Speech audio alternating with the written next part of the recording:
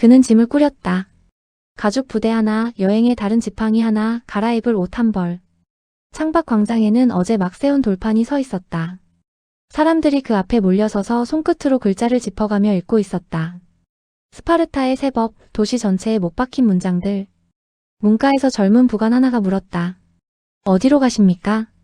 그는 대답하지 않고 지팡이 끝으로 바닥을 한번 두드렸다. 크레타에서부터 짚고 다닌 물건이었다. 부관이 다시 물었다. 언제 돌아오십니까? 그제야 그가 입을 열었다. 델포이. 그뿐이었다. 광장의 사람들 중 몇이 고개를 돌려 이쪽을 보았다. 그는 손을 들어 보이지 않았다. 짐을 다 싼 그는 문턱에서 한 번 뒤를 돌아보았다. 도시를, 돌판을, 자신이 만든 모든 것을 눈에 담듯이. 그러고는 다시는 그런 눈으로 이 도시를 보지 않았다. 가방을 처음 꾸린 건 그로부터 30년 전이었다. 그때 그는 스파르타의 왕이 아니었다. 왕의 동생이었을 뿐이다. 형 폴리덱테스가 후사 없이 죽었을 때 왕가는 자연스럽게 그에게 넘어왔다. 그런데 몇 달 뒤 형수가 사람을 보내왔다. 자신이 아이를 베고 있다는 것이었다. 셈이 빠른 사람이라면 여기서 다른 선택을 했을 것이다. 형수는 은밀한 제안을 건넸다. 태어날 아이를 없애줄 테니 자신과 혼인의 왕관을 확실히 하라는 것. 리쿠르고스는 그 제안을 거절하지 않았다. 정확히는 거절하는 대신 시간을 벌었다. 아이를 낳게 하라고 낳은 뒤에 처리하겠다고 답했다. 형수가 상고에 들어간 밤 그는 시종 몇을 데리고 산실 밖에 서 있었다. 안에서 울음소리가 터졌다. 그는 문을 열고 들어가 갓 태어난 아이를 두 손으로 받아들고는 그대로 밖으로 나왔다. 사람들이 만찬을 벌이던 자리 한가운데였다. 그는 아기를 왕좌에 올려놓고 말했다. 스파르타인들이여, 그대들의 왕이 태어났다.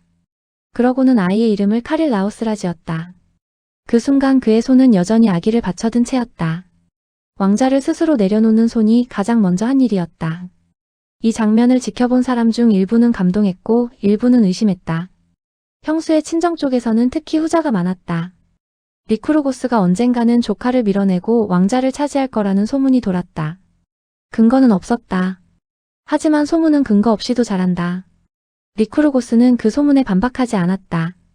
대신 자신의 방으로 들어가 문을 닫았다. 사람들이 궁 밖에서 그가 무엇을 하는지 귀 기울였지만 안에서는 아무 소리도 나지 않았다. 얼마 뒤 그가 문을 열고 나왔을 때 손에는 이미 짐꾸러미가 들려 있었다.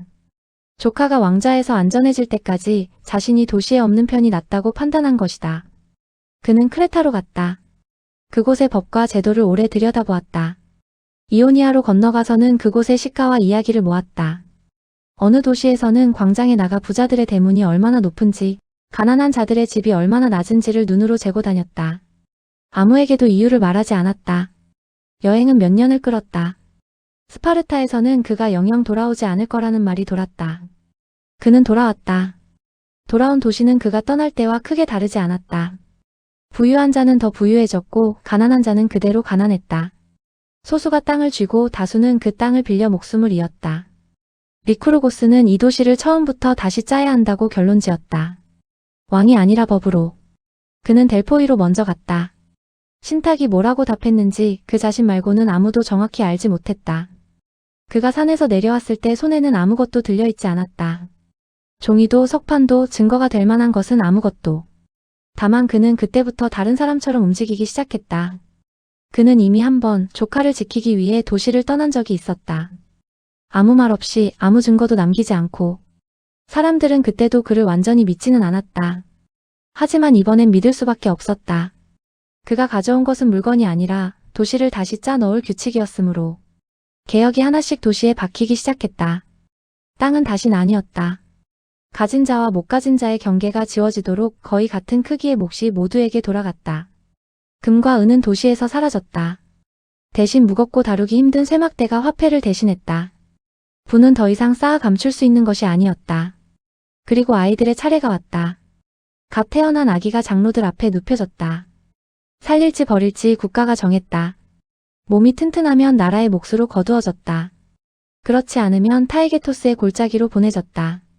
장로 하나가 아기의 팔다리를 잠시 짚어보고는 고개를 끄덕이거나 저었다.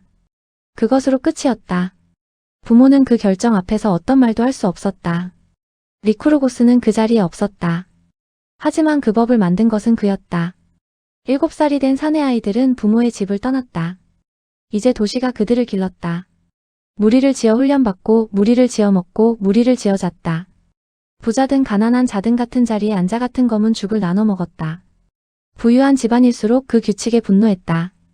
검은 죽의 재료는 돼지피와 식초였다. 외지 손님은 한 입에 얼굴을 찌푸렸다.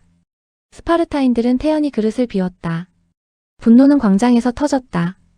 젊은 귀족 몇이 무리를 지어 몰려나와 돌을 던졌다. 리쿠르고스는 피하지 않았다. 그중 하나 알칸드로스라는 청년이 지팡이를 휘둘렀다. 그 지팡이가 리쿠르고스의 눈을 정면으로 갈랐다. 그는 그 자리에서 쓰러지지 않았다. 피가 흐르는 얼굴로 몸을 돌려 군중을 마주 보았다.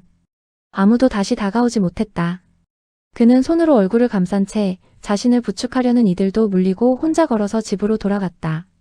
그 뒤로 그는 한쪽 눈을 잃은 채로 남은 평생을 살았다.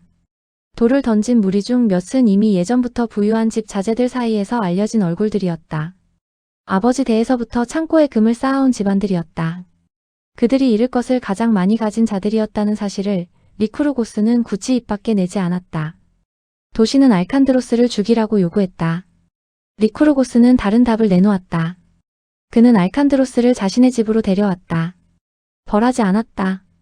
가두지도 않았다. 그저 함께 지내게 했다. 몇 달이 지났다. 알칸드로스는 매일 그 얼굴을 자신이 망가뜨린 그 얼굴을 가까이서 지켜보았다. 분노도 원한도 그 어떤 티도 그 얼굴에 남아있지 않았다. 알칸드로스는 어느 날부터 리쿠르고스의 가장 열렬한 지지자가 되어 있었다. 광장에서 돌을 던지던 손으로 이제는 개혁을 지지하는 목소리를 냈다. 혼인의 방식도 그새 바뀌어 있었다. 신부는 머리를 짧게 자르고 남자 옷을 입은 채 어두운 방에 홀로 앉아 신랑을 기다렸다. 신랑은 몰래 들어와 잠시 머물다 다시 자기 막사로 돌아갔다. 몸이 상대에게 익숙해지기 전에 각자의 훈련으로 돌려보내려는 지극히 계산된 규칙이었다. 그날 이후 이 도시에는 부자와 빈자를 가르는 선이 없었다. 모두가 같은 것을 먹고 같은 방식으로 아이를 기르고 같은 법 아래 살았다. 눈 하나를 잃은 대가로 리쿠르고스는 스파르타를 완전히 다른 도시로 바꿔놓았다. 이제 법은 도시 구석구석에 스며들어 있었다. 돌판에 새겨진 문장으로도 사람들의 몸에 밴 습관으로도. 리쿠르고스는 그 완성을 눈으로 확인했다. 그리고 그때 다시 짐을 꾸리기 시작했다. 그는 시민들을 광장에 불러 모았다. 아고라를 가득 채운 얼굴들 앞에서 그는 마지막 부탁을 했다. 델포이에 다녀올 동안 지금 이 법을 한 글자도 바꾸지 말라는 것이었다. 자신이 돌아올 때까지. 사람들은 그러겠다고 맹세했다. 신들 앞에서 서로 앞에서. 그는 그 맹세를 받은 다음날 짐을 꾸렸다. 가죽 부대 하나, 지팡이, 옷 한 벌. 부관이 물었다. 언제 돌아오시냐고. 그는 델포이라고만 답했다. 산을 오르는 길 그는 한 번도 뒤를 돌아보지 않았다.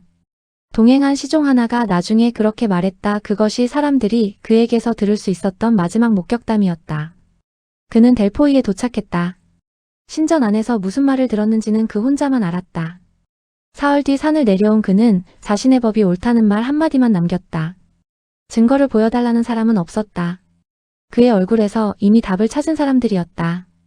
그것이 그가 스파르타 땅에서 마지막으로 목격된 얼굴이었다. 그리고 그는 스파르타로 돌아가지 않았다. 그 뒤로 그를 본 사람은 아무도 없었다. 스스로 곡기를 끊었다는 말이 돌았다. 유해를 찾지 못했다는 말도 돌았다. 재가 되어 바다에 뿌려졌다는 말도 있었다. 무덤조차 도시로 돌아와 법을 흔드는 구실이 되지 않도록. 그날 밤 원로 몇이 모여 다른 가능성을 이야기했다. 그가 어딘가에서 마음을 바꿔 돌아올지도 모른다고. 아무도 그 말에 확신을 담지 못했다. 며칠이 흘렀다.